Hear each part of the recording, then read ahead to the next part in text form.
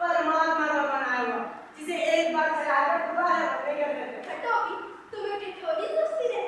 और इतना तो होता नहीं कि आगे उस लाल की बेटी उठा और लाल कर लाती।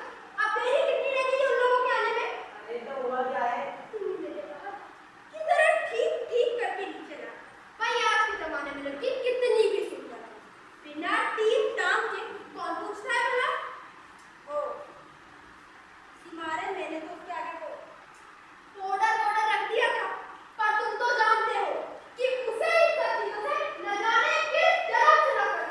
मेरा कहना था कि अच्छे से कोई लपेट के ले गई। भाई मैं बाहर आ गई तुम्हारी इस लड़की से। हे राम, कैसे दिमाग है इस लड़की का?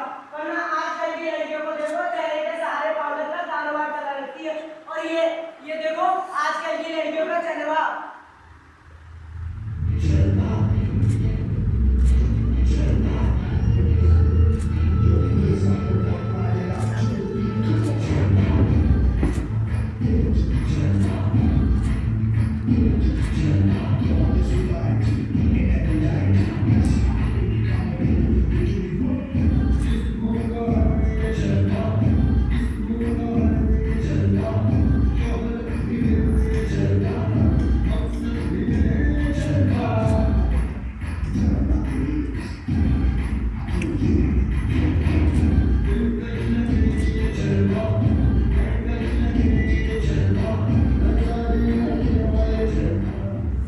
मैं तो कहती हूँ एंट्रेंस ही करा लेते।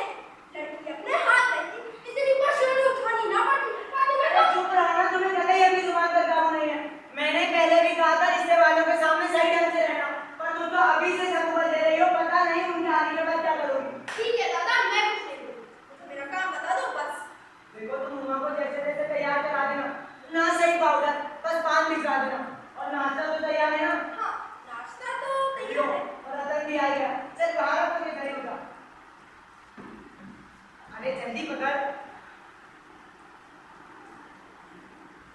हाँ, नाश्ता तो तैयार है। बाकी मिठाई तो बहुत ज्यादा खाई नहीं। कुछ नमकीन चीजें बना दी है। चाय तैयार है, टोस्ट भी। और लो। मक्खन तो आया ही नहीं। क्या कहा? मक्खन नहीं आया? अरे तुम्हें भी तो किस वक्त सारी बातें याद आती है। अब ये रतन घर का काम करेगी, बाहर जाकर मक्खन लेकर आ। तब तक ये चपरासी से बोलो काम कर लेंगे, सब आने मारता है। ये तो ठीक है, ठीक है। यहाँ का काम भी कौन सा ज्यादा है? देखो, कमरा तो हमारा ठीक ठाक ही है। बाकी बाजार भी आई है। नाश्ता वहाँ बराबर वाले कमरे में करना है। ट्रे में रखा है जो तुम्हें दे दूँ। एक आध चीज तो खुद से उठा लेना। इतनी देर में रतन दौड़ कर जाकर चलो। वैसे ही दो आदमी ही तो हैं। हाँ, एक तो बाबू गोपाल प्रसाद और दूसरा उसका लड़का। सच कहूँ गुस्सा तो मुझे भी बहुत आता है इनके दकियानुसी ख्यालों पर क्या करूँ, मजबूरी है। खुद तो पढ़े लिखे समाज सोसाइटी में जाते, लेकिन लड़की चाहिए बिना पढ़ी लिखी। और लड़का? अरे बता दो था तुम्हें, बाप शेर तो लड़का सवा शेर। बीएससी के बाद मेडिकल कॉलेज कर रहा है और कहता है शादी का सवाल दूसरा और तालीम का दूसरा। मतलब अपना है। वरना इन बाप और बेटों को तो मैं ऐसी खड़ी खोटी सुनाता, ऐसी खड़ी खोटी सुनाता, ऐसी खड़ी खोटी। कैसी खरी खोटी? अरे ऐसी की वो जिंदगी भर याद रखते हैं। अरे वो बात बोलो अबे। क्या कहा?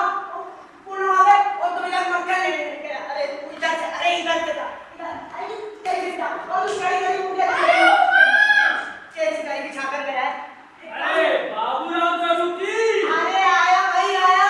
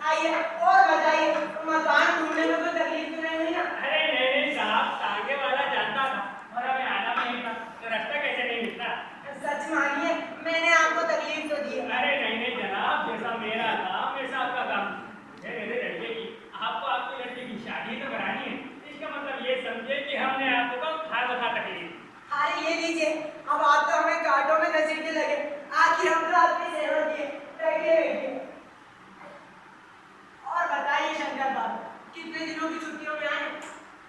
कॉलेज की छुट्टी नहीं, वो तो मेरे वीकेंड पे चला है। कोर्स खत्म होने में शायद तो लाई होगा। हाँ यही कुछ साल 2 साल। अरे आप बैठ जाइए, मैं कहा साल का मार्जिन रखता है। बेटा बेटा बेटा।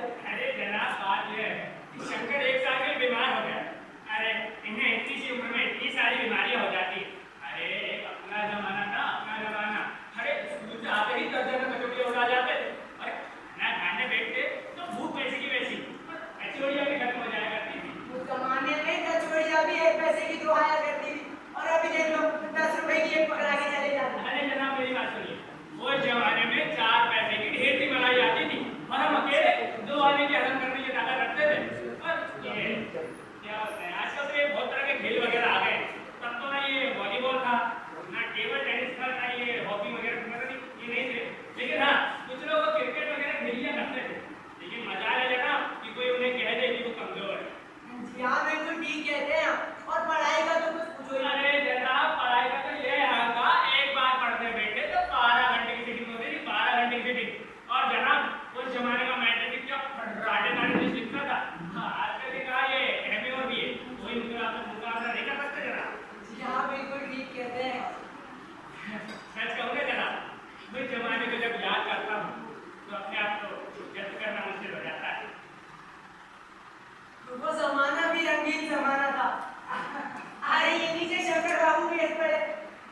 अच्छा जनाब मुझे बिजनेस की बातचीत हो जाए। बिजली अरे हाँ अच्छा आपने चाय नाश्ता तो कुछ किया ही नहीं। अरे जनाब क्यों तकल्लुफ करते हैं? अरे अब इसमें तकल्लुफ की क्या बात है? आप मेरे घर रिश्ता लेकर आए, इससे बड़ी मेहरबानी और क्या हो सकती है? अब बस 2 मिनट रुके, मैं 3 मिनट में आया। अरे सुनती हो उम्र की माँ, जरा चाय बना दो। आदमी तो भला है, मकान से ऐसे पे ठीक मालूम पड़ती। आप पता करें लड़की कैसी। क्यों शंकर जी क्यों क्या हुआ? कुछ नहीं। तेरे अकल की आई है समझ चीज करके बैठ याद तय करना है तेरा। तेरे दोस्त सही कहते हैं शंकर बैकबोन बैठिए।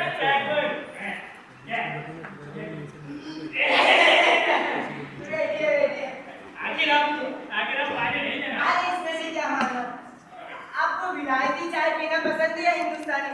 जनाब मुझे तो आधा पानी और आधा मेरे कहने का मतलब है मुझे आधा दूध और आधी चाय पसंद है और चीनी भी थोड़ी ज्यादा होनी चाहिए जनाब। क्या है ना मुझे आजकल का ये फैशन बिल्कुल नहीं पसंद। एक तो चाय में पानी काफी होता है, ऊपर पे चीनी भी नाम मात्र डाली जाती है तो पता चले स्वाद कैसा हो।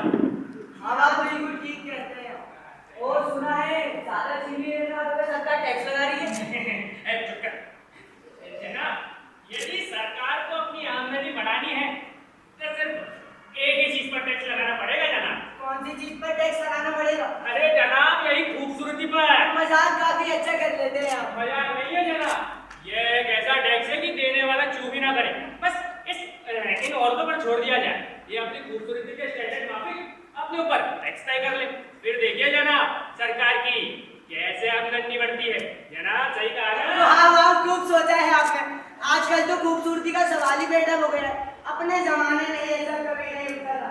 कभी नहीं जनाब कभी नहीं। और बताइए शंकर बाबू, आपका क्या ख्याल है इस मामले में अरे यही कि शादी तय करने में खूबसूरती का कितना हिस्सा होना चाहिए? देखिए बाबू राम स्वरूप जी, हमने आपसे पहले ही कहा था लड़की का खूबसूरत होना निहायत ही जरूर है। चाहे दिखाई करे या कैसी भी करे, चाहे पाउडर वाउडर लगाए चाहे कैसी भी।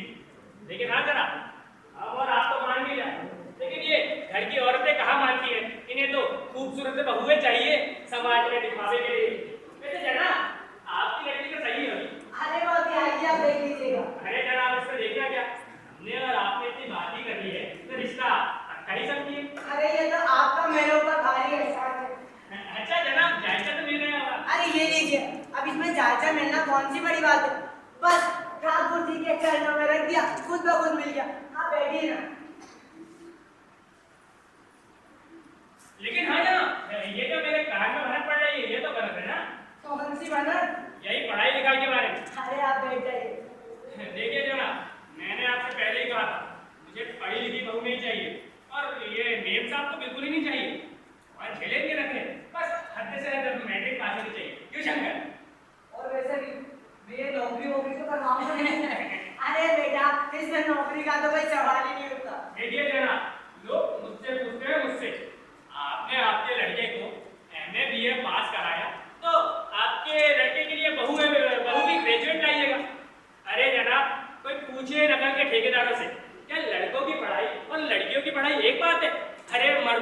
काम होता है पढ़ना लिखना काबिल बनना।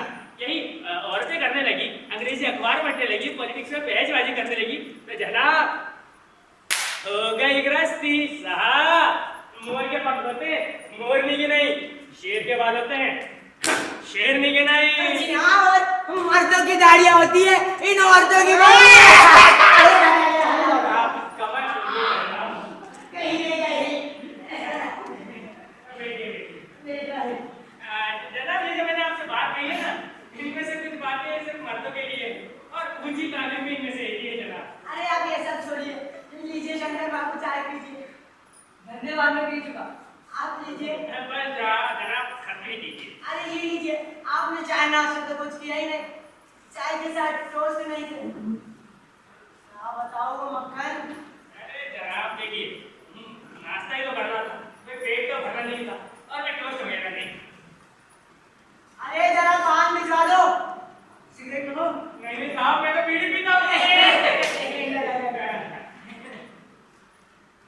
बेटा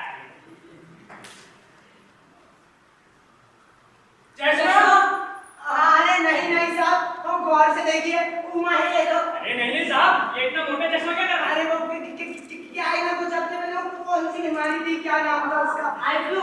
हाँ, उसी के चक्कर में इतना मोटा चश्मा लगा के रखा है। आप बैठिए ना। लेकिन हाँ साहब, ये पढ़ाई लिखाई की वजह से तो नहीं है। अरे नहीं नहीं साहब, उस पर तो मैंने हाथ लगा के रखा है, आप बैठ जाइए।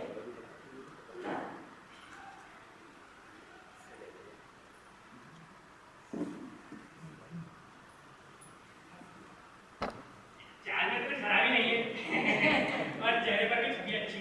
बेटा कुछ बजाना गाना कुछ आता है? अरे बादल सितार तुमने बजा ली थी, सुनाओ बेटी अपना एक गीत इसके साथ।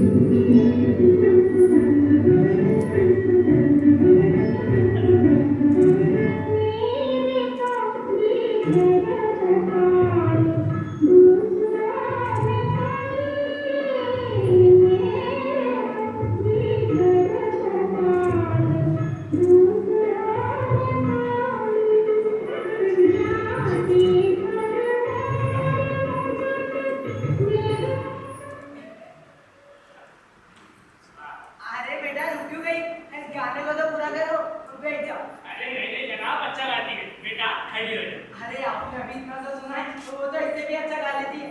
बेटा बैठ जाओ। अरे जनाब बहुत अच्छा गाती है बेटा, खड़ी हो जाओ। अरे नहीं नहीं बेटा, गाने को पहले पूरा करो, बैठ जाओ। मैंने कहा ना अच्छा गाती है बेटा, खड़ी रहो खड़ी रहो। खड़ी रह बेटा। गाना गाना भी आता है बेटा, कुछ पेंटिंग वगैरह? अरे ये लीजिए, ये तो बता के भैया, इधर आइए इधर। तो वो देखिए, वो गधे वाली पेंटिंग दिख रही है, वो इसी ने बनाई है। और वो अंदर कुत्ते वाली पेंटिंग, अरे ये गधा और वो इतना बड़ा कुत्ता उधर देखिए, वो इसी ने बनाई है। ये गधा इतना बड़ा खड़ा हुआ है, वो खड़ा सामने। ले जाइए। जनाब दिख तो नहीं रही। अरे आपको कैसे दिखेगी, आपने इतना मोटा चश्मा क्यों लगा रखा है? अरे छोड़िए बेटी। हाँ बेटा, पेंटिंग वगैरह भी आती है। अच्छा बेटा, कुछ तुमने सिलाई वगैरह सीखी? अरे ये भी बता रहे हैं भैया, अरे ये देखिए, कल ही मेरा कुर्ता फटा था, आज आपके आने से थोड़ी देर पहले इसने सिलाया। जनाब दिख तो नहीं रही। अरे आपको कैसे दिखेगा, आपने इतना मोटा चश्मा जो लगा रखा है। बैठिए बैठिए। सिलाई वगैरह भी आती है। अच्छा बेटा, तुमने कुछ इनाम वगैरह जीते? अरे ले लीजिए, इनाम तो इतने जीते हैं कि घर में रखने को जगह नहीं बची, थोड़े बहुत तो पड़ोसियों को भी बांट दिए। अरे शादी के बाद आपकी घर की चले ही जाएंगे। जनाब दिख तो नहीं रहा आपके घर में।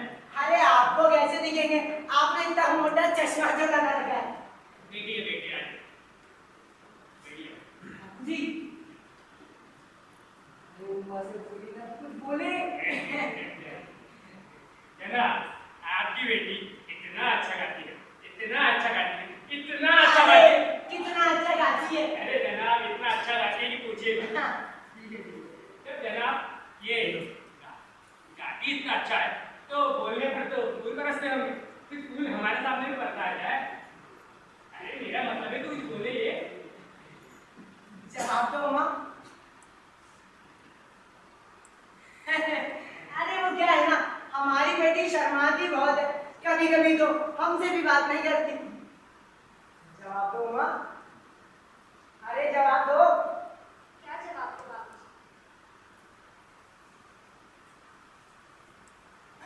जब कुर्सी या मेज बिकती है तो दुकानदार कुर्सी या मेज से कुछ नहीं पूछता, सिर्फ खरीदार को दिखला देता है। पसंद आई तो ठीक है, वरना माँ मैंने तुम्हें समझाया था इनके सामने कुछ मत कहना, पर तुम तो कब से कहे जा रही हो, कहे जा रही हो। मुझे कह लेने दीजिए बाबूजी। ये जो बात है, मेरे खरीदार बनकर आए हैं, जरा पूछिए इनसे, क्या लड़कियों के पास दिल नहीं होता? उन्हें चोट नहीं लगती? क्या वो बेबस भेड़ बकरियां हैं जिन्हें कसाई अच्छी तरह पाल बस पोस आप लोग जरूर की बस। ये लड़की कब से हमारी बेइज्जती कर रही है और आप चुपचाप खड़े। अरे आपने क्या हमें हमारी बेइज्जती करने के लिए यहाँ बुलाया था? हाँ, और हमारी बेइज्जती नहीं होती जो आप इतनी देर से नापतोल कर रहे हैं। पूछिए पूछिए अपने साहबजादे से कि ये पिछले फरवरी लड़कियों के हॉस्टल के इर्द गिर्द क्यों घूम रहे थे और वहां से क्यों भगाए गए थे। मैं अपने बाबूजी की बेइज्जती और सहन नहीं कर सकता। चलिए बाबूजी आगे आए। बेटा एक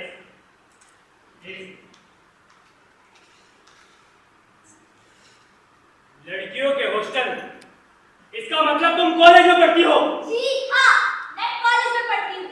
मैंने बीए पास किया है। कोई चोरी नहीं की, कोई पाप भी नहीं किया, और ना ही आपके बेटे की तरह मुंह छुपाकर ताक झांक कर कायरता दिखाई है। मुझे अपनी इज्जत, अपने मान का ख्याल तो है। पूछिए अपने बेटे से कि वो किस तरह नौकरानी के पैर पड़कर वहां से मुंह छुपाकर भाग गए थे। बस आप लोग जरूर की, बहुत हुआ। आपने मेरे साथ दगा किया है, दगा। ये लड़की बीए एमए पास है और आपने कहा था कि सिर्फ मैट्रिक तक पढ़ी है। अरे झूठ बोलने की बात है। चल बेटा, मेरी छड़ी लाओ। मुझे तो कई लोगों ने कहा था कि इस घर में रिश्ता नहीं लाना, लेकिन मेरी मति मारी गई थी। गोपाल प्रसाद जी, बस एक मौका दे दीजिए, मैं अपनी सारी गलती सुधार दूंगा। मौका? अरे मौका देने लायक आपने छोड़ा ही कहाँ है? हटिए यहाँ से। चलो चलिए तो गोपाल प्रसाद जी। हाँ हाँ, जाइए जाइए और घर जाकर पता लगाइएगा कि आपके लाडले बेटे की रीढ़ की हड्डी है या नहीं, यानी बैकबोन। बैकबोन। अरे सुनिए तो गोपाल प्रसाद जी, एक मौका तो दे दीजिए, मैं सारी गलती सुधार दूंगा। मैं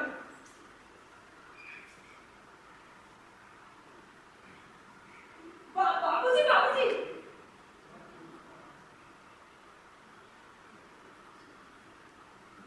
ये इतना सन्नाटा क्यों है भाई? बाबूजी, मक्खन। मक्खन, तेरे मक्खन की तो ऐसी की तैसी, आज तुझे मक्खन खिला। अरे इधर आ, तेरा सर भरूं। अरे इधर आ, मेरी कमर। अरे तुझे मक्खन खिलाता हूँ। इधर ले जा, इधर और पड़ते मक्खन खाने में बोलो। अरे उमा, तूने क्या कर दिया? उमा। ठीक है, तो यही बालभवन के बच्चों ने तैयार किया था। अब मैं सभी जो कलाकार हैं उनको स्टेज पर बुलाना चाहूंगा, और साथ में इस नाटक के निर्देशक और सह निर्देशिका दोनों।